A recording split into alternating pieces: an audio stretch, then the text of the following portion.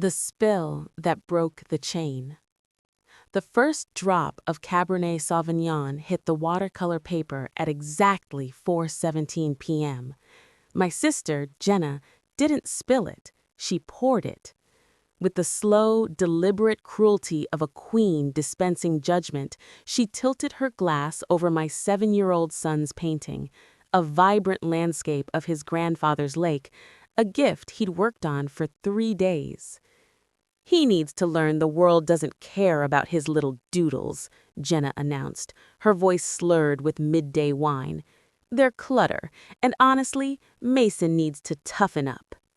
She set the empty glass down on the sodden paper with a final thud. Laughter erupted. Uncle Rick slapped his knee. "A $50 life lesson, kid! Toughen up or get eaten." My mother, Linda, chuckled nervously, her eyes darting, already orchestrating the cleanup of the mood, not the crime. Mason didn't cry. He folded into himself, becoming small and silent, mastering the art of invisibility I'd spent a lifetime perfecting. In that moment, I didn't see just ruined paper. I saw the invisible chain, the one of appeasement, silence, and swallowed rage being forged around my son's neck. He was learning to fawn, to placate the predator. He was learning to be me. My name is Elena. For 32 years, I'd been the family pressure valve, the one who smoothed, soothed, and absorbed Jenna's casual cruelty to keep the peace. But watching my son learn to shrink broke something fundamental inside me.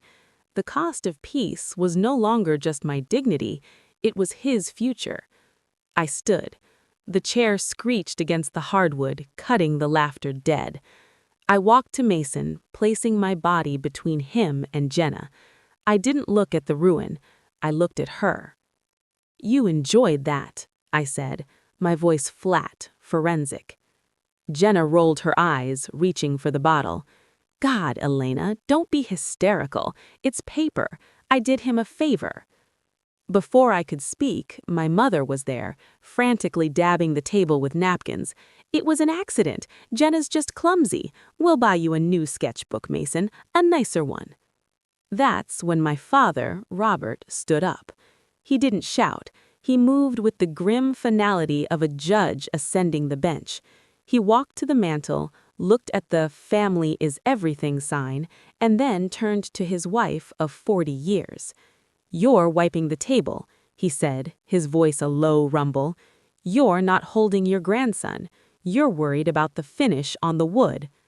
"Robert, please," Linda whispered, her smile a rictus of panic. He ignored her. He walked to the sink, worked soap over his knuckle, and grimaced as he twisted off his wedding band. The sound of the gold ring hitting the wine-soaked painting was the loudest sound I'd ever heard. "I am done," he said, "paying for your peace." The ledger of lies. The room held its breath. Jenna snorted. "Pathetic. You're divorcing Mom over a kid's painting?" "No," Robert said. He walked to his bag and pulled out a worn, black leather ledger. "I'm divorcing her over 40 years of fraud." He opened the book. "I'm a civil engineer. I track stress. I track failures. This," he said, tapping the page, "is the failure report." He read aloud, his voice devoid of all emotion. "March 12th, $8,500. Business loan for Jenna's influencer brand, funneled through Linda's account to a boutique in Milan. July 30th, $12,000. Medical emergency, used for a boob job. November 5th, $22,000. Car totaled. Jenna had traded the car for a newer model and kept the cash. With each entry, Linda shrunk further into her chair. Jenna's defiance began to crack, revealing the panic beneath. "But the big one," Robert said, turning a page to reveal a photocopy of a police report, "was 3 years ago, Labor Day weekend. I remembered. Jenna had gone to a silent retreat in Sedona. You were drunk, Jenna," Robert stated. "You hit a college student in a crosswalk and fled the scene. A hit and run. A felony." A collective gasp sucked the air from the room. "Linda," Robert said, turning his gaze on his wife, "you took $187,000 from our retirement fund. You paid off a lawyer to bury the police report. You paid a private settlement to the girl's family. You told me it was a bad investment. You sold our future to cover up her crime." He slammed the ledger shut. "You are not a mother protecting her child. You are an accomplice laundering a criminal's life. And you let that criminal pour wine on my grandson's heart." The eviction. The illusion was vaporized. Jenna was no longer the glamorous, successful daughter. She was a con artist.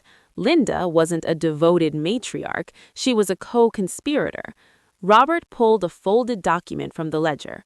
"This cabin," he said, "is in my name alone. It was my father's. It's not a marital asset." He looked at Linda, then Jenna. "You have 1 hour to gather your personal belongings and get off my property." "You can't do this!" Linda shrieked, finally breaking. "Where will I go? It's storming." "I suggest you go live with the daughter you bankrupted yourself for," Robert replied, his voice glacial. He then looked at Jenna, and as of 20 minutes ago, when I stepped out to get more ice, I placed a fraud alert on all joint and connected accounts. Your cards are frozen, your business account is locked, the bank and the IRS have been notified of the suspicious transfers. Jenna fumbled for her phone, tapping frantically at her banking app. The color drained from her face. "Declined," she whispered, the word sounding foreign in her mouth. Her power, the power of the funded, the enabled, the artificially inflated, vanished in an instant. She was just a woman in a wet-stained dress, standing in a room that now saw her clearly. "Your power was rented, Jenna," I said, finding my voice. It was steady. "The lease is up." Robert held the front door open. Wind and rain howled into the warm cabin. "Get out." They left, Jenna seething, Linda sobbing, into the downpour. The family myth left with them. The reckoning and the new foundation. 6 months later, the air is different. It's clean. My father lives in a bright apartment near the park. The ledger was turned over to authorities. The legal wheels are turning. Restitution orders, potential charges, a divorce settlement that leaves Linda with the bare minimum. Jenna's influencer brand collapsed. She works at a cell phone repair kiosk. Her life a cascade of depositions and debt collectors. The girl she hit recovered, but the secret is out, and the civil suit is back on the table. Linda sends letters. I don't read them. I light the expensive stationery on fire in my kitchen sink. The guilt tax no longer works here. Tonight, I watch my father kneel on a drop cloth with Mason. They're building a sturdy frame for a new painting. "Measure twice, cut once, buddy," Robert says, his voice gentle. A strong frame protects what's inside. It lets the art be brave. Mason saws carefully, his tongue poking out. He's not flinching. He's not making himself small. He laughs when he spills a little glue. The price of our peace was high. We had to dismantle the family to save the people in it. We had to burn the rotten structure to save the foundation. But watching my son build something strong and watching my father teach him how, I know it was the only bargain worth making. We didn't just stop the cycle, we broke the machine.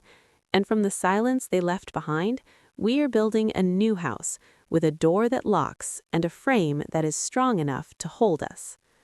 Sometimes protecting your peace means ending a war you didn't start. If you've ever had to make the hard choice to break a toxic bond, you're not alone. For more stories of fierce boundaries and reclaiming your life, hit subscribe. Your freedom is the ultimate revenge.